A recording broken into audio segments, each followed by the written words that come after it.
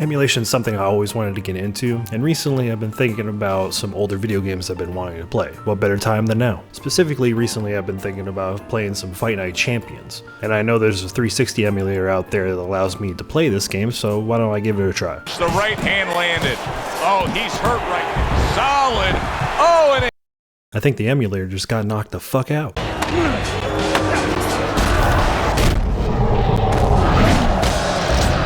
The Xbox 360 emulator is called Zinnia, and it has a long laundry list of games that it's compatible with. It doesn't necessarily say that you can play from start to finish with great performance, it just says you can play from start to finish. This is something I experienced when playing MW2. When I played through that game, it was very laggy, it was definitely playable, but it wasn't enjoyable. What I didn't show you is that this game has some graphical issues too, as well as some performance issues, but for the most part, I was able to get it to run fairly smoothly while messing with the settings. But then it started getting really bad with the graphical issues and performance that I couldn't really handle it. welcome to the real world, baby! And then there are just some games that straight up don't work. Alright, I can't wait to play some Soul Calibur 4. It's been a long time. Let's try and launch it.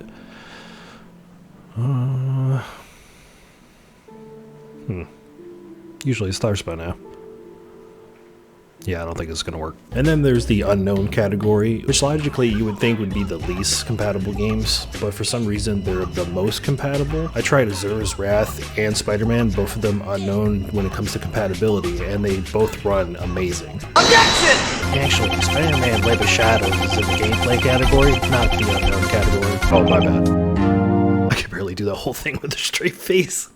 But the emulator love doesn't really stop there because there's so many different emulators out there. You have ones for the PS1, PS2, the PSP, then you got your original Xbox, you got your Nintendos, your Nintendo Switch, the GameCube, the Wii, the Wii U. There's so many different things, and it's kind of overwhelming when you first look at it, because then for me at one point I was just like, oh, I want to play this game, I want to play that game, I can play all these games on my computer now, and I don't have to dig through my closet just to grab the console, dust it off, hook up all these wires. I can just play it on my computer. But when it comes to emulation, there's a lot of ethical issues, especially when it comes to pirating the game. Now, you would think that just owning the game would be enough. You would just go to a site, download the game that you own already, and then just play it. Well, technically, that is illegal. Sir, put down your pirated copy of Sex with Hitler.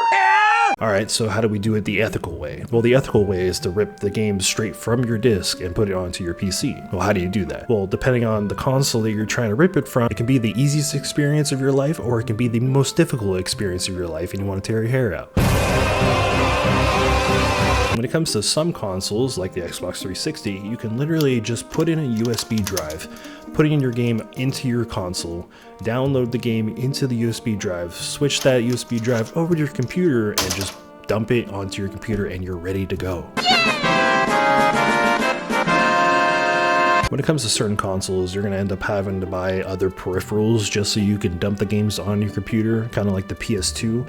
You're going to have to get an external CD drive, or something like the N64 where it's a cartridge-based game. You're going to have to buy somebody else's product that is a third party in order for you to dump the games on your computer. Now, so far, it's not very complicated. Then we're going to talk about how to get the BIOS. Some of you are already like, what are you talking about? Well, for the PS2 and the original Xbox, they have both settled this in court where you have to get the BIOS in order to legally, ethically play your PS2 emulator. Well, how do you get the BIOS? Well, you're gonna have to start hacking your console now. However, every time I look up a setup video for PCSX2, for some reason, every single one of them says they can't show you how to get the BIOS. And buddy, what was the point of all this? Why don't you show me an ethical way of doing it? Because clearly you're afraid of the legality, but if you do it legally, what is the problem?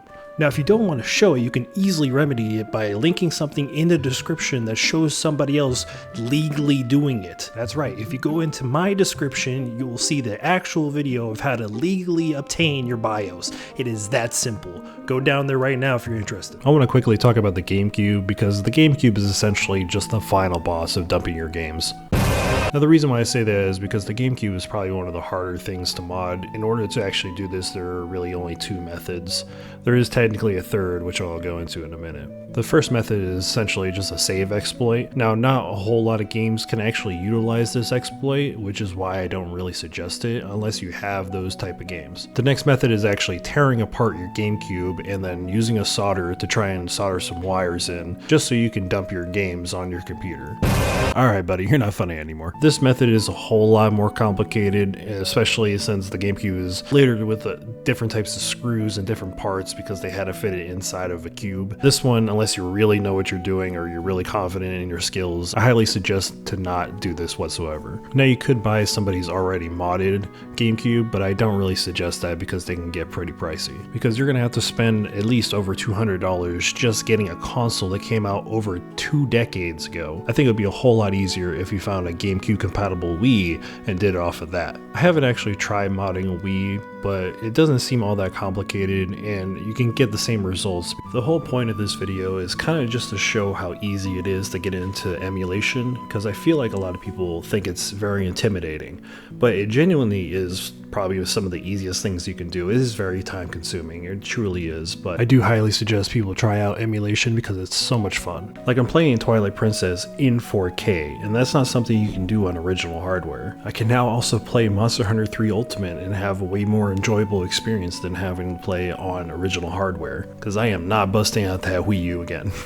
If you ever seen Breath of the Wild run in 60 frames and just look absolutely gorgeous, it's because of the Wii U emulation, and it's because they can mod just everything about it to make it look and play even better than before. And now that we've actually dumped our games into our computer, we can actually take those files and dump it onto our phone as well and use emulators on our phone. My favorite thing to use is the GameCube and the PSP emulators. This is footage of me playing Monster Hunter Freedom Unite on my phone. You're just gonna have to kind of take my word for it because I don't really have another camera to record what I was doing. As you can see, it's running fairly well. It's really cool that I can actually take this on the go. I also can run.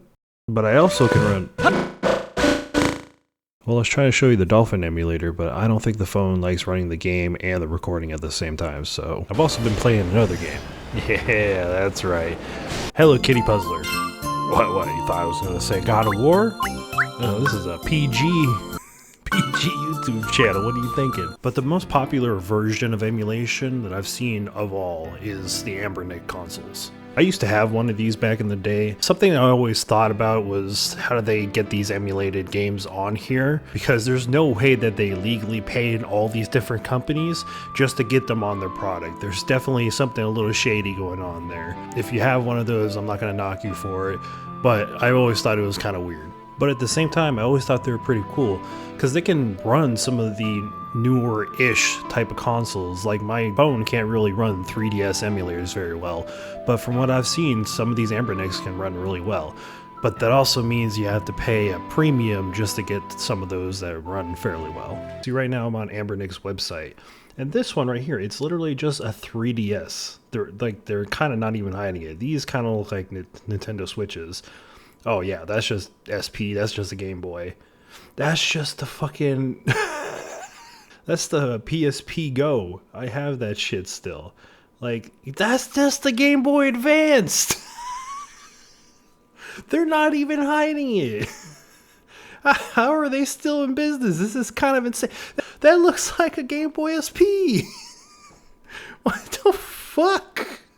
Again, I'm not knocking anybody that owns one of these or likes them. Like I said myself, I own one too. I definitely see an appeal to it because it's literally just a emulation console ready to go in your pocket at all times. A lot easier and a lot simpler than what I just had to go through where you had to download all your games. I get all that, but there is no way this is legal. But this also goes to show how easy it is to get into emulation, how we can play some of our favorite games in higher fidelity. This also means that there's a market for older games coming into newer hardware so they can run better, they can look better, and it also helps us discover newer games that we've never heard of, never played before, and we can share that with our friends and family just to show how cool games are. What makes emulation so special and so great for me is that I can run my favorite games in higher fidelity, be able to sit down on my new TV and just sit there and play the games that I used to love back in the day, try to capture that little bit of nostalgia here and there, and just sit back and enjoy what used to be. And if you've ever been just kind of pondering on whether or not to snatch that Ambernick console or get into emulation on your computer, honestly, it's probably the best time to do that. It's going to be the easiest it's ever been, and like I said, you get to discover new games and share them with your friends as well. One final thing thing I want to leave you guys off with, because I feel like it's really relevant to what we're talking about, is retro game prices. Because some of it's just gone completely insane. Like, have you ever seen any of these GameCube game prices? They're absolutely insane. And I understand it's really hard to get into some of the old retro games because of these scalpers, which is why something like the Ambernick is so appealing to people, because that is something easier and more accessible to get. It has everything in there and it's ready to go. You don't have to purchase the one game that costs over $120, because we're not legitimately buying this from like a company. We're buying these from scalpers who are just trying to manipulate people's nostalgia into getting more money. But I'll save the rest of my thoughts for another video. But also, I had a personal goal when setting out this video, and I finally beat it. We passed the 7-minute mark and we hit that 10-minute mark. Let's go, baby!